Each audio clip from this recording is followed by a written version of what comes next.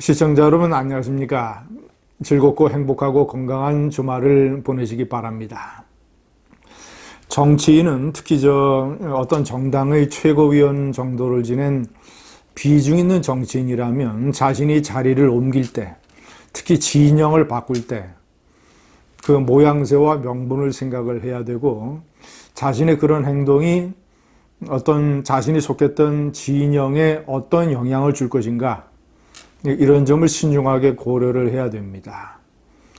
그런 점에서 이 미래통합당의 청년 대표 최고위원을 지냈던 신보라 전 비례대표 의원이 문재인 좌파 정권에 합류를 해서 국무총리실 산하 청년정책조정위원회의 민간위원이 되기로 한 것은 저는 상당히 문제가 있다고 생각합니다.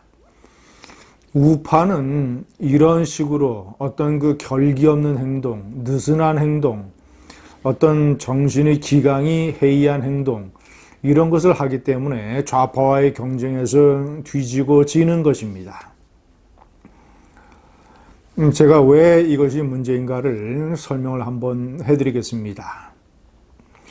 청년기본법이라는 게 지난 국회에서 통과됐습니다. 이것은 무슨 대단한 건 아닙니다. 현재도 17개의 지방자치단체에 청년 정책에 관한 조례들이 있는데, 그걸로 부족하니까 국가가 청년기본법이라는 걸 만들고 국무총리실 산하에 청년정책조정위원회라는 걸 두고, 그리고 국가와 지방자치가 청년들의 일자리, 주거, 복지, 문화, 이런 것들을 위한 대책을 수립해야 된다. 이런 것이 청년기본법입니다.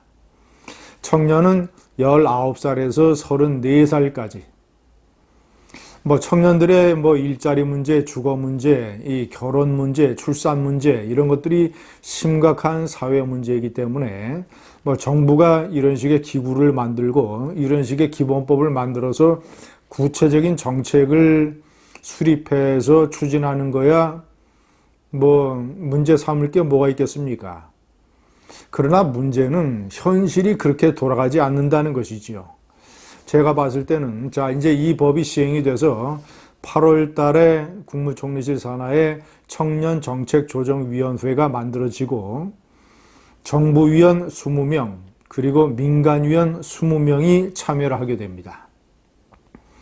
정부의 위원장은 국무총리, 부위원장은 2명인데 정부 쪽은 경제부총리, 민간 쪽은 지금 민주당의 김혜영 최고위원, 청년 대표죠. 민주당의 김혜영 최고위원이 민간 부분의 부위원장을 맡게 되고, 기가 막히게도 그게 장관급이라고 합니다. 또 국민 세금을 퍼부어서 저런 자리를 만들어주는 것이죠. 민간위원 20명, 정부위원 20명.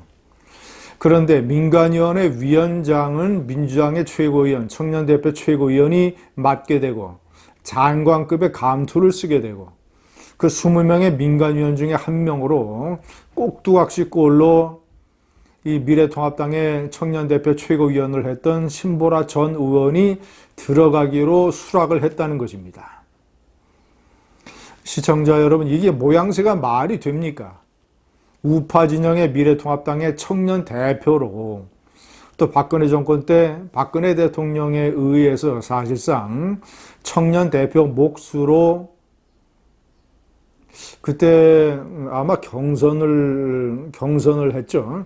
하여튼 청년 대표 몫으로 비례대표 의원이 됐던 신보라. 그리고 청년 대표 몫으로 미래통합당의 최고위원이 됐던, 그리고 그것을 바탕으로 해서 지난 총선 때 파주 갑의 공천을 받았던 신보라. 낙선을 했지만 이 미래통합당 우파 정당으로부터 이런 온갖 혜택을 다 받았던 신보라. 이 미래통합당의 청년 문제, 청년의 이익을 대표하는 대변자, 대표적인 청년 대표로 꼽자면 꼽히는 신보라. 그런 우파 진영의 청년 세력의 상징적인 어떤 인물입니다. 그런 인물이 문재인 좌파 정권의 국무총리실 산하에, 그것도 민주당의 김혜영 최고위원이 부위원장으로 있는 그 밑에 20명 중에 한 명으로 쫄개식으로 꼭두각시로 들어간다. 우파 진영의 자존심과 체면이 뭐가 됩니까? 그 문재인 좌파 정권에서는 야당의 지도부였던 최고위원이 국무총리실 산하 20명의 민간인 한 명으로 합류를 해서 정부 정책을 도와주게 됐다. 협치의 상징이다. 문재인 좌파 정권의 포용 정책의 상징이다. 뭐 이런 식으로 선전을 해야 되지 않겠습니까? 신보라가 우파 진영의 어떤 청년 정책을 상징하는 인물이라면, 무슨 그가 청년 기본법이 얼마나 중요하고, 이 미래통합당의 당론으로 밀어붙였던 법안이다. 이것이 중요한 게 아니라 그가 총리실 산하에 그것에 들어가는 모양새, 품격, 우파 진영의 청년 대표 최고위원을 지낸 사람이라면 문재인 좌파 정권이 나라를 망치는 것에 대해서 투쟁을 하고 싸우는 전선의 제 앞에 서야 됩니다. 특히 우파 진영의 청년 세력들을 규합을 하고 그들을 어떻게 교육하고 많은 청년 세대들이 미래통합당에 어떤 식으로 신뢰를 더 쌓아가질 것인가, 청년들을 어떻게 미래통합당의 우군으로 만들 것인가, 이런 점을 고민하는 그런 자리에 있어야지 우파 내에 좌파 쪽으로 덜랑 가서, 제가 이번에 명기를 했습니다마는 대표적인 우파의 배신자가 조응천, 박근혜 대통령 청와대의 공직기강 비서관이라고 하는 핵심 자리를 맡았다가 그 산하에 박관천 경정이 만들어 놓은 이런 찌라시 문건, 아무 내용도 진짜가 아닌 증권가의 찌라시라든가 시중의 풍문을 모아서 이런 것을 보고서랍시고 만들고, 그리고 이 조응천 비서관 자신도 어떤 찌라시 같은 풍문을 모아서 무슨 요즘 정윤회를 만들려면 7억 원이 필요하다, 뭐 이런 식의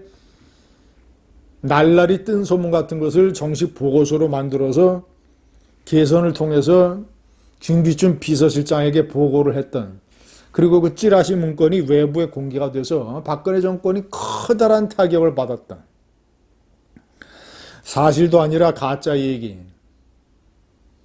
무슨 정윤회를 포함한 무슨 십상시 전현직 비서관들이 모여서 한 달에 2번 강남의 중국집에서 모여서 무슨 청와대 내부 동향을 모의하고 김기춘 비서실장의 퇴진을 얘기하고, 이런 식의 가짜 찌라시 문건이 유출이 돼서 박근혜 정권이 커다란 타격을 받아서 그때서부터 동력이 크게 흔들려서 나중에는 탄핵으로까지 이어진 거 아니겠습니까? 그랬던 조응천이가 배신을 해서 문재인 민주당 대표가 끌어들이는 손에 당겨져서 금배지의 유혹 때문에 민주당의 좌파 공천을 받고 민주당이 현재 재선 의원이 되어 있습니다. 경기도 남양주 갑. 시청자 여러분, 제가 우파의 배신자 중에서 넘버1으로 꼽는, 특히 박근혜 정권에게 아주 커다란 타격을 미쳤던 조응천에 의해서 신보라도 왜 이상한 좌파 전향입니까? 좌파 합류입니까? 예? 그래, 민주당의 김혜영 최고위원 밑에서 그래 20명 중에 한 명의 꼭두각시 노릇을 한다고요? 우파는 이런 식으로 정신 상태가 해이합니다. 자기의 행동이, 자신의 변신이 우파 진영에 어떤 영향을 미칠 것이라는 것, 문재인 좌파 정권의 선전에 어떻게 놀아날 것이라는 것, 아니 상식적으로 삼척동자도 알 수 있는 얘기 아니겠습니까?